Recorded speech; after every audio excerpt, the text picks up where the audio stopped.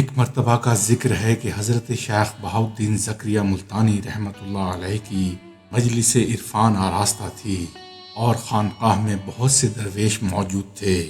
حضرت شیخ کسی خاص موضوع پر تقریر فرما رہے تھے اور الفاظ و معانی کا ایک سمندر موجزن تھا۔ پھر جب حضرت شیخ بہاؤالدین زکریا اپنی تقریر ختم کر چکے تو ایک بزرگ شیخ حمید الدین نے بآواز بلند سوال کیا، حضرت کیا وجہ ہے کہ جہاں خزانہ ہوتا ہے وہاں سانپ بھی موجود رہتا ہے؟ جیسا کہ مشہور محاورہ ہے، سانپ کے ساتھ خزانہ اور پھول کے ساتھ کانٹا۔ حالانکہ سانپ اور دولت میں نہ سوری نسبت ہے اور نہ مانوی۔ کیا حضرت اس کی وضاحت فرمائیں گے؟ حضرت شیخ بہاؤالدین زکریا ایک سادہ دل بزرگ تھے۔ آپ کے وہم و گمان میں بھی نہیں تھا کہ شیخ حمید الدین ایک خاص مقصد کے تحت یہ سوال کر رہے ہیں۔ چنانچہ آپ نے کسی ذہنی تحفظ کے بغیر سیدھے سادھے انداز میں عالمانہ جواب دیتے ہوئے فرمایا، بے شک سانپ اور دولت میں شکل و صورت کے اعتبار سے کوئی نسبت نہیں، لیکن معنوی اعتبار سے دونوں میں گہری نسبت موجود ہے۔ میں اسی نسبت کی وضاحت چاہتا ہوں۔ شیخ حمید الدین نے عرض کیا۔ حضرت شیخ بہاؤالدین زکریا اب بھی شیخ حمید الدین کے سوال کی گہرائی کو نہ سمجھے، اس لیے کسی تعامل کے بغیر فرمایا، سانپ اور دولت میں معنوی نسبت یہ ہے کہ سانپ اپنے زہر کے باعث مہلک ہے اور مال بھی فطری خرابیوں کے سبب انسانوں کو ہلاکت میں ڈالتا ہے۔ گو حضرت نے یہ بات تسلیم کر لی کہ مال بھی سانپ کی سی خاصیت رکھتا ہے۔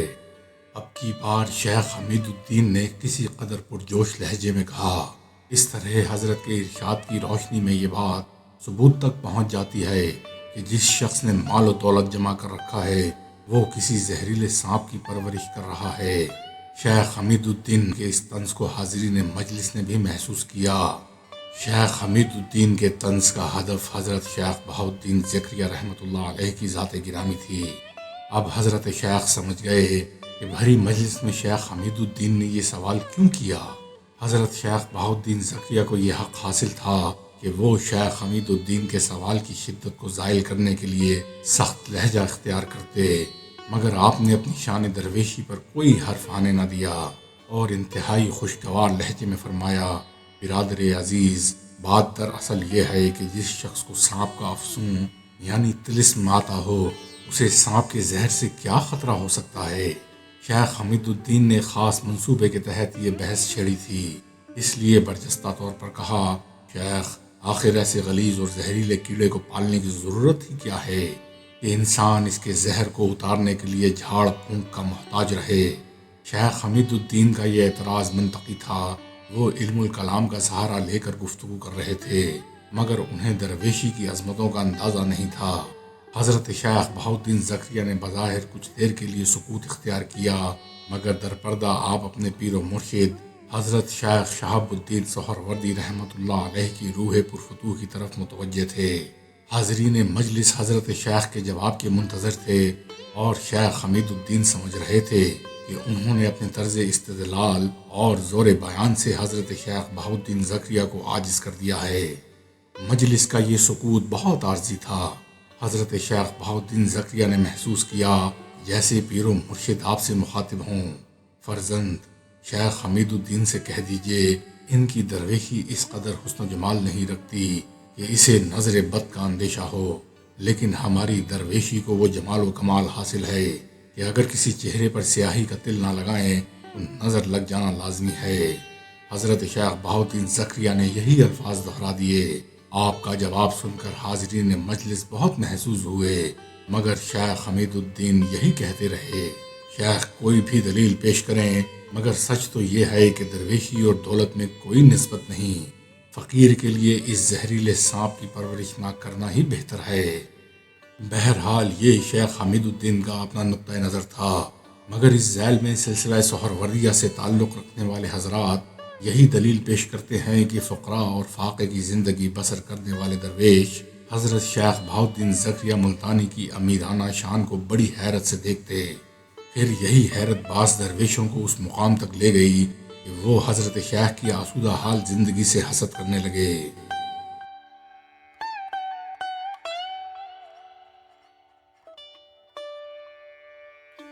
ایک طرف چند فاقہ مست درویشوں کے حسد کا یہ عالم تھا اور دوسری طرف بڑے بڑے حاکم آپ کے چہرہ مبارک کی ایک جھلک دیکھنے کے لیے بے قرار رہتے۔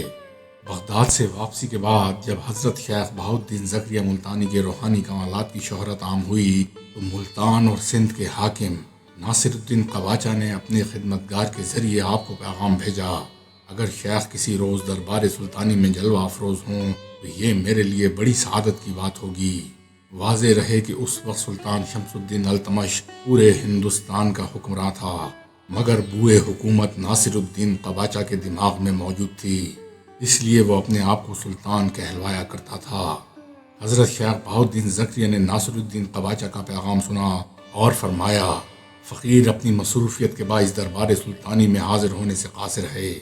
ناصر الدین قباچہ نے حضرت شیخ کا جواب سنا، چند لمحوں کے لیے چہرے پر ناگواری کا رنگ ابھر آیا، مگر اس نے بہت جلد اپنے جذبات پر قابو پا لیا۔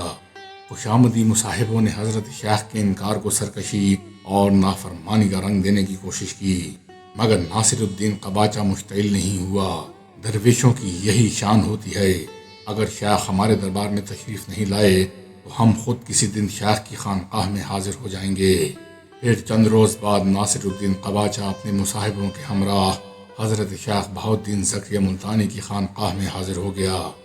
ناصر الدین قباچہ حضرت شیخ بہاؤالدین زکریا کو اپنے دربار میں بلا کر درویشی کا امتحان کرنا چاہتا تھا، مگر جب وہ اپنے منصوبے میں ناکام ہو گیا تو حضرت شیخ کی بارگاہ میں چلا آیا۔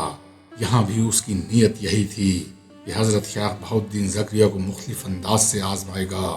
نتیجتاً حاکم ملتان مختلف موضوعات پر حاضرات شیخ سے گفتگو کرتا رہا اور حضرت شیخ بہاؤالدین زکریا سوالوں کے جواب اس طرح دیتے رہے کہ ناصر الدین قباچہ پریشان نظر آنے لگا، جس دوران ایک عجیب واقعہ پیش آیا۔ حضرت شیخ بہاؤالدین زکریا نے دیکھا کہ ایک مکھی بار بار ناصر الدین قباچہ کی ناک پر بیٹھ جاتی ہے۔ حاکم ملتان اس مکھی کو اڑاتا، مگر وہ ضدی مکھی دوبارہ چکر کاٹ کر دوبارہ قباچہ کی ناک پر بیٹھ جاتی۔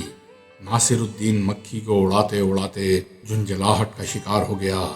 بہاؤالدین زکریا بہت دیر سے حاکم ملتان کی اس کیفیت کا مشاہدہ فرما رہے تھے۔ اسی دوران ناصر الدین قباچہ نے حضرت شیخ سے نیا سوال کیا، شیخ یہ بتائیے کہ شان اولیاء چیست، یعنی اولیاء کی پہچان کیا ہے؟ حضرت شیخ بہاؤالدین زکریا نے مسکراتے ہوئے فرمایا، ولی کی شناخت یہ ہے کہ اس کے جسم پر مکھی نہیں بیٹھتی۔ ناصر الدین قباچہ نے ایک ولی کامل کا جواب سنا تو سخت شرمندہ ہوا اور پیچ و تاب کھاتا ہوا وہاں سے واپس چلا آیا۔ اس سلسلے میں حضرت نظام الدین اولیاء محبوب الہی فرماتے ہیں کہ میں نے ایک بزرگ سے سنا ہے کہ شیخ الاسلام حضرت بہاؤالدین زکریا کے جسم مبارک اور لباس مبارک پر کسی شخص نے عمر بھر مکھی کو کبھی بیٹھتے نہیں دیکھا۔